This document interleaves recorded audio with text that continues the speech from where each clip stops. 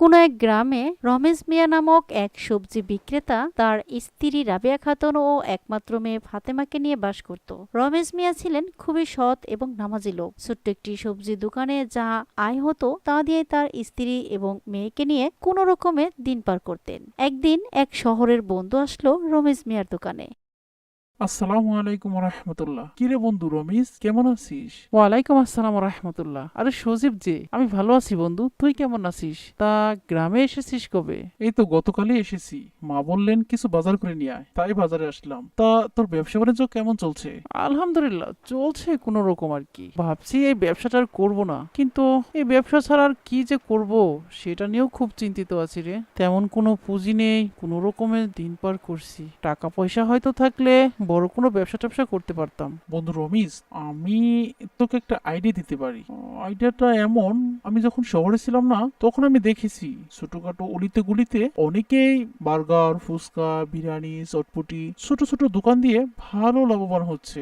এইসব ব্যবসায় খুব একটা পুঁজি লাগে না, কিন্তু প্রচুর লাভ। তুই চাইলে এরকম কিছু একটা করতে পারিস। সজীব, তোর আইডিয়াটা খারাপ না, কিন্তু আমাদের এদিকে হয়তো বার্গার, চটপটি, ফুচকা এগুলো খুব একটা চলবে না। তবে বিরিয়ানির দোকান দেওয়া যায়। গ্রামের মানুষ তো শখ করে হলেও বিরিয়ানি খেতে চাইবে। এভাবে দুই বন্ধু কথা বলছিল, এমন সময় আসরের আজান পড়ে যায়। রমেশ, আসরের আজান দিয়ে ফেলেছে, চল আগে নামাজটা পড়ে আসি, তারপরে দুই বন্ধু মিলে গল্প করা যাবে। হ্যাঁ সজীব, তুই ঠিকই বলেছিস। নামাজ সবার আগে। নামাজের চাইতে উত্তম আর কোনো কাজ দুনিয়াতে হতে পারে না। চল চল আগে নামাজটাই পড়ে আসি। এই বলে রমেশ তার দোকান বন্ধ করে বন্ধুর সাথে নামাজ পড়তে যায়। এরপর রাতে যখন বাসায় ফিরল, মামুনি, কি করছো?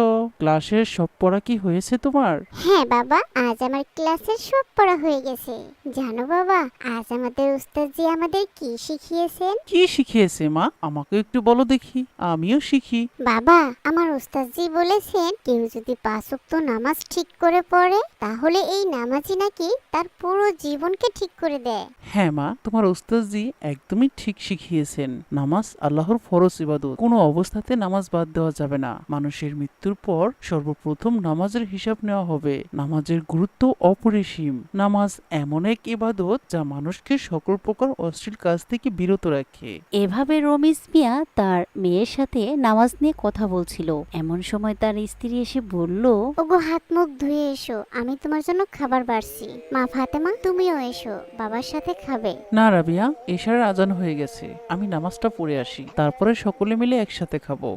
এরপর রমেশ মিয়া মসজিদে গিয়ে এশারের নামাজ আদায় করে। নামাজ শেষে বাড়িতে ফিরে একসাথে সকলে মিলে রাতের খাবার খায়। রাবেয়া, জানো আজ আমার দোকানে না আমার এক শহরের বন্ধু এসেছিল। আমাকে ভালো একটা পরামর্শ দিয়েছে। ভাবছি আমি আর এই সবজি দোকান করব না, আমাদের ওই 3 রাস্তার মোড়ে একটা বিরিয়ানি হাউস খুলবো। বন্ধুর কথাটা একেবারে মন্দ নয়, তুমি কি বলো? আমি আর কি বলবো, তোমার যেটা ভালো মনে হয় তুমি সেটাই করো, কিন্তু একটা বিরিয়ানি হাউস দিতে তো অনেক টাকা লাগবে। এত টাকা তুমি কোথায় পাবে? আরে না, খুব একটা পুঁজি লাগবে না। আমি অল্প করে শুরু করব, তারপর যখন আমার বিরিয়ানি আস্তে আস্তে সারা গ্রামে ছড়িয়ে পড়বে, তখন আমার পুঁজিও বেড়ে যাবে। সেটা আমি খুব ভালো করে বুঝেছি। আচ্ছা, অনেক রাত হয়েছে, ঘুমিয়ে পড়ো। সকালবেলা আমাকে আবার মাংসের দোকানে যেতে হবে। এই বলে রমেশ মিয়া ও তার স্ত্রী ঘুমিয়ে পড়ে। পরের দিন সকালবেলা রমেশ মিয়া সত্যি সত্যি মাংসের দোকান থেকে কয়েক কেজি মাংস আর 5 কেজি চাউল নিয়ে গ্রামের 3 রাস্তার মোড়ে একটা বিরিয়ানি হাউস খোলে। এই বিরিয়ানি বিরিয়ানি, গরম গরম বিরিয়ানি, টাটকা মাংসের টাটকা বিরিয়ানি। চলে আসুন ভাই ও বোনেরা, বিরিয়ানি খেতে চলে আসুন। এক প্লেট মাত্র 100 টাকা। চলে আসুন ভাই, চলে আসুন, গরম গরম বিরিয়ানি খেতে চলে আসুন। গ্রামে এই প্রথমবার কেউ বিরিয়ানির দোকান দিল, তাই গ্রামের মানুষগুলো খুবই আনন্দের সহিত রমেশ মিয়ার দোকানে বিরিয়ানি খেতে চলে আসলো। বেশ কিছুক্ষণের মধ্যেই রমেশ মিয়ার সবগুলো বিরিয়ানি বিক্রি হয়ে গেল। রমেশ মিয়া খুব খুশি খুশি মনে বাড়ি ফিরে এলো। রাবেয়া, রাবেয়া, ও রাবেয়া, আরে কোথায় গেলে? তাড়াতাড়ি এদিকে এসো, আমার বিরিয়ানির হাউস তো জমে গেছে। আরে এসো না। বাহ, আপনাকে আজ এত খুশি খুশি লাগছে। আরে খুশি খুশি লাগবে না, আমার বিরিয়ানির হাউস তো একেবারে জমে গেছে। দেখো, বিকেল হওয়ার আগে আমার সব বিরিয়ানি বিক্রি হয়ে গেছে। আজ তো আমার বেশ লাভ হয়েছে। আলহামদুলিল্লাহ, আলহামদুলিল্লাহ। আচ্ছা যাই হোক, জোহরের আজান হয়ে গেছে, তুমি নামাজটা পড়ে এসো, আমি তোমার খাবার বাড়ছি। আরে ওসব পরে হবে, আগে ঘরে চলো। আজ আমাদের কত টাকা লাভ হলো একটু গুনে গুনে দেখতে হবে না? চলো চলো চলো চলো। এরপর রমেশ মিয়া ও তার স্ত্রী ঘরে গিয়ে তাদের টাকাগুলো গুনতে থাকে। এদিকে জোহরের নামাজের রক্ত শেষ হয়ে যাচ্ছিল, সেদিকে রমেশ মিয়ার কোনো খেয়ালই নেই। ওগো, নামাজের ওয়াক্ত তো চলে যাচ্ছে, তুমি নামাজটা পড়ে এসো, আর খাবারই বা কখন খাবে? না রাবেয়া, আজ আমার খুব একটা ভালো লাগছে না। নামাজ আমি পরে কাজা পড়ে নেব। তুমি তাড়াতাড়ি আমাকে একটু খেতে দাও তো, খুব খিদে লেগেছে। এরপর রাবেয়া তার স্বামীকে খাবার দেয়। রমেশ মিয়া খাবার খায়। পরের দিন রমেশ মিয়া আরেকটু বেশি করে বিরিয়ানি পাকিয়ে দোকানে বসে। কি বন্ধু রমেশ মিয়া, তোমার বিরিয়ানির নাম তো সারা গ্রামে ছড়িয়ে পড়েছে, ব্যবসাটা তোমার ভালোই চলছে তাই তো?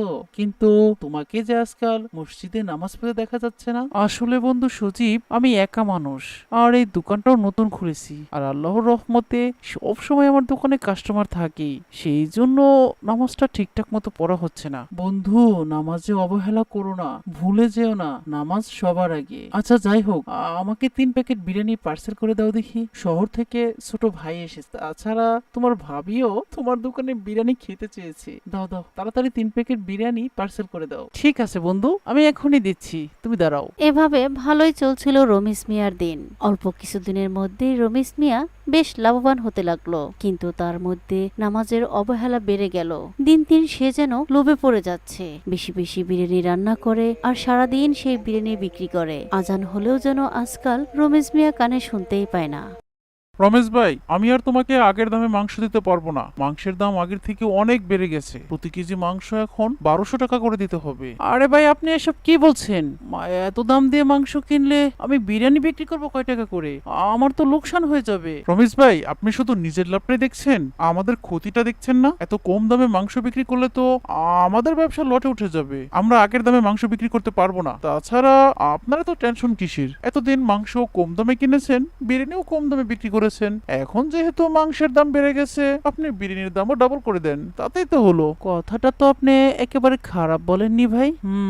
আমাকে সেটাই করতে হবে। আচ্ছা আচ্ছা, যাই হোক ভাই, আমাকে তাড়াতাড়ি 20 কেজি মাংস দিন। এরপর রমেশ মিয়া বেশি দাম দিয়ে মাংস কিনে আনে, আর বিরিয়ানির দোকানে এক প্লেট বিরিয়ানির দাম 100 টাকার পরিবর্তে 300 টাকার সাইনবোর্ড লাগিয়ে দেয়। কি ব্যাপার ভাই, ফিরে যাচ্ছেন কেন? আসুন আসুন, বিরিয়ানি খেয়ে যান, একেবারে গরম গরম বিরিয়ানি। না ভাই রমেশ, 300 টাকা দিয়ে 1 প্লেট বিরিয়ানি, এত দামের বিরিয়ানি খাওয়া আমাদের পক্ষে সম্ভব না। এই চল চল, বাড়ি গিয়ে বরং শাক দিয়ে ভাত খাই, সেটাই ভালো হবে। এভাবে গ্রামের সমস্ত কাস্টমার রমেশ মিয়ার দোকানের সামনে এসে ঘুরে ঘুরে চলে যায়। রমেশ মিয়া সারাদিন এক প্লেট বিরিয়ানিও বিক্রি করতে পারে না। দিন শেষ হয়ে সন্ধ্যা নেমে এলো, আমি আজ 1 প্লেট বিরিয়ানিও বিক্রি করতে পারলাম না। এতদিন যা উপার্জন করেছিলাম আজ পুরোটাই লোকসানে পড়ে গেলাম। বিরিয়ানির মধ্যে থেকে কেমন একটা গন্ধও বেরোচ্ছে, মনে হচ্ছে বিরিয়ানিগুলো নষ্ট হয়ে গেছে। না, এখন আর বসে থেকে লাভ নেই, এই বিরিয়ানিগুলো আমি ফেলে দিয়ে বাড়ি ফিরে যাই, ব্যবসাটা বোধহয় আমার গেল। এই বলে রমেশ মিয়া তার নষ্ট হয়ে যাওয়া বিরিয়ানিগুলো রাস্তার ধারে ফেলে দেয়। আর তখনই আশেপাশ থেকে কয়েকটা কুকুর এসে সেই বিরিয়ানি খেতে থাকে। রমেশ মিয়া দাঁড়িয়ে দাঁড়িয়ে দেখছিল। এদিকে এশার আজান পড়ে যায়, কিন্তু সেদিকে রমেশ মিয়ার কোনো খেয়াল নেই। রমেশ মিয়া মনে মনে ভাবছে, ইস, এই বিরিয়ানিগুলো কুকুর কত মজা করে খাচ্ছে। যদি আমি সবগুলো বিরিয়ানি আজ 300 টাকা প্লেট বিক্রি করতে পারতাম, তাহলে কত লাভ হতো। আজ আমার পুরোটাই লোকসান হয়ে গেল। কি যে করি, কিভাবে যে এই লোকসান উঠাবো? এশারের নামাজের ওয়াক্ত চলে যাচ্ছে, রমেশ মিয়ার সেদিকে কোনো খেয়াল নেই। হঠাৎ রমেশ মিয়ার মাথায় একটা কুবুদ্ধি আসলো। আরে, মাথায় তো সুন্দর একটা বুদ্ধি এসেছে। আমি যদি এখান থেকে প্রতিদিন একটা করে কুকুর জবাই দিয়ে বিরিয়ানি পাকাই, তাহলে আমাকে আর এত দাম দিয়ে মাংস কিনতে হবে না। রাতের আধারে যদি আমি এই কাজটা করি, কেউ বুঝতেও পারবে না। আর বিরিয়ানির দাম আগের থেকে 3 গুণ কমিয়ে দেব। আমার তো পুরোটাই লাভ আর লাভ। এই বলে রমেশ মিয়া সত্যি সত্যি একটা কুকুর জবাই দিয়ে পরের দিন বিরিয়ানি রান্না করে, আর বিরিয়ানির দাম 50 টাকা প্লেট করে দোকানে সাইনবোর্ড লাগিয়ে দেয়। এই বিরিয়ানি বিরিয়ানি বিরিয়ানি, গরম গরম টাটকা বিরিয়ানি। চলে আসুন ভাই ও বোনেরা, এক প্লেট বিরিয়ানি মাত্র 50 টাকা। চলে আসুন চলে আসুন। সোহাগ, চল রমেশ কাকার দোকান থেকে গরম গরম বিরিয়ানি খেয়ে আসি। রমেশ কাকার বিরিয়ানি খুব স্বাদ হয়, তাছাড়া আজ বিরিয়ানির দামও অনেক কম। হ্যাঁ রাতুল, তুই ঠিকই বলেছিস। সেদিন আমার বড় ভাই সজীব এই রমেশ কাকার দোকান থেকে 3 প্যাকেট বিরিয়ানি নিয়েছিল, অনেক মজা লেগেছিল রে। চল চল গরম গরম বিরিয়ানি খেয়ে আসি। এই বলে সোহাগ ও তার বন্ধু রাতুল রমেশ মিয়ার দোকানে বিরিয়ানি খেতে বসলো। এমন সময় দোকানে পানি শেষ হয়ে যায়। রমেশ মিয়া বলল, সুহাগ, রাতুল, তোমরা খাও, আমি তোমাদের জন্য পানি নিয়ে আসি। আজ দোকানে পানি আনতে ভুলেই গিয়েছিলাম। আচ্ছা ঠিক আছে, কোনো সমস্যা নেই, আপনি পানি নিয়ে আসুন, আমরা না হয় কিছুক্ষণ পরেই খাবো। এই বলে রমেশ মিয়া পানি আনতে দোকান থেকে বেরিয়ে যায়। আর এমন সময় তার মেয়ে ফাতেমা আসে বাবার দোকানের বিরিয়ানি খেতে। আসসালামু আলাইকুম আঙ্কেল, আমার বাবা কোথায়? ওয়ালাইকুম আসসালাম রহমতুল্লাহ। আরে ফাতেমা জি, এসো এসো, আমাদের সাথে বিরিয়ানি খাও। তোমার বাবা একটু পরে চলে আসবেন, উনি পানি আনতে গেছেন। এই বলে ফাতেমা রাতুল ও সোহাগের সাথে বিরিয়ানি খেতে বসে। ফাতেমা ছোট মানুষ, তাই সে বিরিয়ানির মধ্য থেকে বেছে বেছে মাংস খেতে থাকে। সে বেশ কিছু মাংস খেয়ে ফেলে। আঙ্কেল, আমি আর খাবো না, অনেক খেয়েছি, আমার পেট ভরে গেছে, এখন আর আমার ভালো লাগছে না। আমি বাড়ি ফিরে যাই, আমার বাবা আসলে বলবেন আমি বিরিয়ানি খেয়েছি। আচ্ছা ঠিক আছে ফাতেমা, তুমি যাও, আমরা তোমার বাবা আসলে তোমার কথা বলে দেব। এই রাতুল, খা তো দেখি। আরে দাঁড়া দাঁড়া, বাড়ি থেকে মা ফোন করেছে, দেখি তো মা কি বলে। হ্যালো মা। এই রাতুল, তুই কোথায় রে? গত রাতে তুই আমাকে বিরিয়ানি রান্না করতে বললি। আমি কোন সকালে তোর জন্য বিরিয়ানি রান্না করে বসে আছি, তাড়াতাড়ি আয় দেখি। আরে মা, রাগ করো না রাগ করো না, আসছি আসছি, আমি তো আসলে ভুলেই গিয়েছিলাম। দাঁড়াও দাঁড়াও, আমি এক্ষুনি আসছি। আর শোনো, সাথে সোহাগকেও নিয়ে আসতেছি। কি রে রাতুল, কি হলো? আন্টি কি বললো? আরে গত রাতে আমি মাকে বলেছিলাম বিরিয়ানি খেতে মন চেয়েছে, মা কোন সকালে বিরিয়ানি রান্না করে আমার জন্য বসে আছে, খুব রেগে আছে রে। চল চল, বিরিয়ানি তুই আর আমি আমাদের বাড়িতে গিয়ে খাবো। এই বলে সোহাগ ও রাতুল তাড়াহুড়া করে দোকান থেকে বের হচ্ছিল। এমন সময় রমেশ আরে মিয়া আরে, তোমরা বিরিয়ানি না খেয়ে কোথায় যাচ্ছ? পানি তো নিয়ে এসেছি, বিরিয়ানি খেয়ে যাও। দয়া করে আমাদের মাফ করুন, আমরা এখন বিরিয়ানি খেতে পারবো না, অন্য আরেকদিন খাবো, আসছি। এই বলে রাতুল ও সোহাগ তাড়াহুড়া করে বেরিয়ে পড়ে। তারা ফাতেমার কথা তার বাবার কাছে বলতে ভুলেই যায়। এদিকে ফাতেমা বাড়িতে গিয়ে খুব অসুস্থ হয়ে পড়ে। সে গলগল করে বমি করতে থাকে আর তার পেটে প্রচন্ড ব্যথা করে, কারণ সে সকালবেলায় খালি পেটে কুকুরের মাংস অনেক বেশি খেয়ে ফেলেছিল। কুকুরের মাংসের ভিতরে যে পয়জনটা ছিল সেটা তার পাকস্থলীতে যে বিষ হয়ে যায়। মা, আমার প্রচুর ব্যথা করছে, মা মা মা ও আহ, উয়ে, উয়ে, আহ, উয়ে, উয়ে, মা মা মা মা মা মা মা আহ, ফাতেমা, ফাতেমা, মা কি হলো তোর? মা কথা বল, মা কথা বল। আরে তোমরা কে কোথায় আছো? তাড়াতাড়ি এসে আমাকে সাহায্য করো। আমার মেয়ে ফাতেমার কি যেন হয়েছে, আমার মেয়েকে হসপিটালে নিতে হবে। এসো আল্লাহ, আমার মেয়ের কি হলো? ফাতেমা, ফাতেমা, মা কথা বল, কথা বল, মা কথা বল। এভাবে ফাতেমার মা যখন কান্নাকাটি করছিল, ঠিক তখনই রাতুল ও সোহাগ ফাতেমাদের বাড়ির সামনে দিয়ে তাদের বাড়িতে ফিরছিল। ফাতেমার মায়ের কান্নাকাটির শব্দ শুনে দৌড়ে ছুটে আসে। আরে আরে, ওই ফাতেমার কি হলো? ও তো এইমাত্র ওর বাবার দোকান থেকে বিরিয়ানি খেয়ে আসলো, কি হয়েছে ওর? আমি জানি না আমার মেয়ের কি হয়েছে। আমার মেয়ে বাড়িতে ফিরে বলছে তার পেটে ব্যথা করছে, সে অনেক বমি করেছে। তোমরা তাড়াতাড়ি আমার মেয়েকে হসপিটালে নিয়ে যাও, তাড়াতাড়ি। মা ফাতেমা কথা বল, মা কথা বল। সোহাগ, তুই ফাতেমার বাবাকে খবর দে, আমি ফাতেমাকে হসপিটালে নিয়ে যাই। চলুন চলুন, তাড়াতাড়ি চলুন। এরপর রাতুল ও ফাতেমার মা ফাতেমাকেও হসপিটালে নিয়ে যায়। ডাক্তার ইমার্জেন্সিতে চিকিৎসা করতে থাকে, কিন্তু এতক্ষণে অনেক দেরি হয়ে যায়। ফাতেমা সেখানেই মারা যায়। সরি, আমরা আপনার মেয়েকে বাঁচাতে পারলাম না। ও আসলে পয়জনযুক্ত কোনো খাবার খেয়েছিল, আর পয়জনযুক্ত খাবার এত বেশি খেয়েছিল যে সেটা পাকস্থলীতে গিয়ে বিষ হয়ে যায়। এখন আর আমাদের কিছুই করার নেই। কিন্তু ও খেয়েছিলটা কি একটু বলুন তো? ডাক্তার সাহেব, আমি তো ওকে শুধু বিরিয়ানি খেতে দেখেছি, আর ও আমাকে বলেছে করেছিল। সকালবেলা ও আর কিছুই খায়নি, শুধু ওর বাবার দোকানের বিরিয়ানিটুকুই খেয়েছিল।